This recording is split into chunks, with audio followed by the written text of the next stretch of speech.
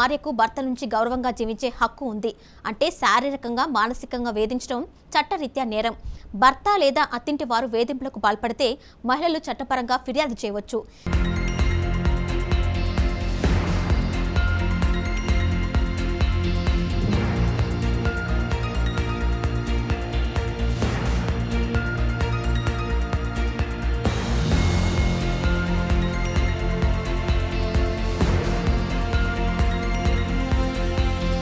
భార్యలకు ప్రత్యేక హక్కు. భార్య అంటే కేవలం ఇంటి పనులు చేసుకునే వ్యక్తేనా? పెళ్ళైన తర్వాత మహిళలకు నిజంగా ఎలాంటి చట్టపరమైన హక్కులు ఉంటాయి?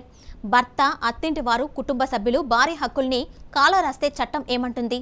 చాలా మందికి తెలియని విషయం ఏంటంటే భారత చట్టాల్లో భార్యలకు కొన్ని ప్రత్యేక హక్కులున్నాయి.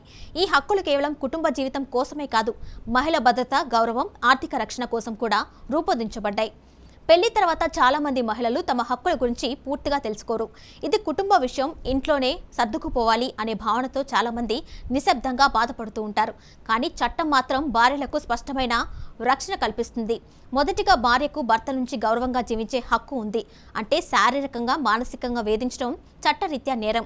భర్త లేదా అత్తింటి వారు వేధింపులకు పాల్పడితే మహిళలు చట్టపరంగా ఫిర్యాదు చేయవచ్చు.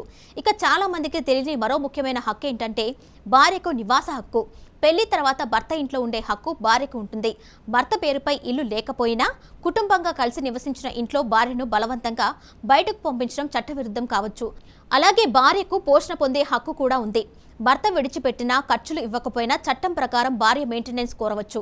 కోర్టు పరిస్థితులను బట్టి భర్త నుంచి ఆర్థిక సహాయం ఇవ్వాలి అని ఆదేశించవచ్చు. ఇక గృహహింస విషయంలో కూడా చట్టం భార్యలకు బలమైన రక్షణ కల్పిస్తుంది. చాలా మంది గృహహింస అంటే కేవలం కొట్టడమే అనుకుంటారు. కానీ అవమానించడం, బెదిరించడం, డబ్బు ఇవ్వకుండా ఇబ్బంది పెట్టడం, మానసికంగా టార్చర్ చేయడం కూడా గృహహింస కిందకే రావచ్చు. ఇక మరో ముఖ్యమైన అంశం ఏంటంటే స్త్రీధనం. పెళ్లి సమయంలో మహిళలకు ఇచ్చిన బంగారం, నగలు, బహుమతులు అన్నీ లీగల్గా భార్యకే చెందుతాయి. వాటిని అత్తింటి వారు లేదా భర్త బలవంతంగా తీసుకోవడం చట్టపరమైన సమస్యలకు దారితీయొచ్చు. అలాగే పిల్లల విషయంలో కూడా భార్యకు హక్కులు ఉన్నాయి. విడాకులు లేదా కుటుంబ వివాదాల సమయంలో పిల్లల సంరక్షణ విషయంలో కోర్టు తల్లి అభిప్రాయాన్ని కూడా కీలకంగా పరిగణిస్తుంది. ఇప్పుడు సోషల్ మీడియాలో కూడా మహిళల హక్కులపై అవగాహన పెరుగుతుంది. భార్య అంటే బానిస కాదు, పెళ్లి తర్వాత కూడా మహిళకు స్వేచ్ఛ, గౌరవం ఉండాలి అంటూ చాలా మంది మహిళలు తమ అభిప్రాయాలు వ్యక్తం చేస్తున్నారు. అయితే నిపుణులు ఒక ముఖ్యమైన విషయం చెప్తున్నారు. చట్టాలు ఉన్నాయనే కారణంతో కుటుంబాల విభేదాలు పెరగకూడదని, అదే సమయంలో మహిళలు అన్యాయం ఎదురైనా మౌనంగా ఉండకూడదని సూచిస్తున్నారు. మరికొందరు న్యాయ నిపుణులు చెప్తుంది ఏంటంటే చాలా మంది మహిళలు తమ హక్కుల గురించి పూర్తిగా తెలియక ఇబ్బందులు పడుతున్నారని, ముఖ్యంగా గ్రామీణ ప్రాంతాల్లో చట్టపరమైన అవగాహన ఇంకా పెరగాల్సిన అవసరం ఉందని అంటున్నారు.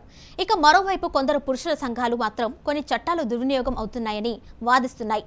తప్పుడు కేసులు కూడా నమోదవుతున్నాయని చెప్తున్నాయి. అయితే మహిళా సంఘాలు మాత్రం నిజంగా బాధపడుతున్న మహిళలకు చట్టాలు రక్షణగా నిలుస్తున్నాయని స్పష్టం చేస్తున్నాయి. అసలు భార్యలకు చట్టం ఇచ్చిన ప్రత్యేక హక్కులేంటి?